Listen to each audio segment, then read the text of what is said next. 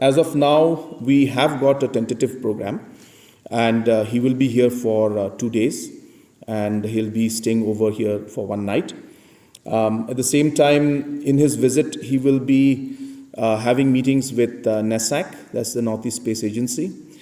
He will be also inaugurating 2-3 projects that have been set up here in Shillong area and in East Khasi Hills. He will also be having a meeting with the chief ministers of the Northeast, and in that meeting, chief secretaries and DGPs will also be present.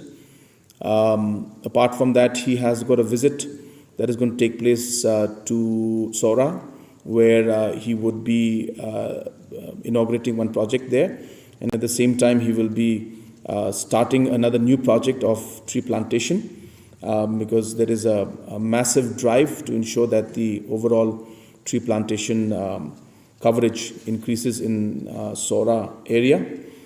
So these will be the official programs, and he also will be, we have also got requests from different organizations and groups who want to meet the Honorable Home Minister.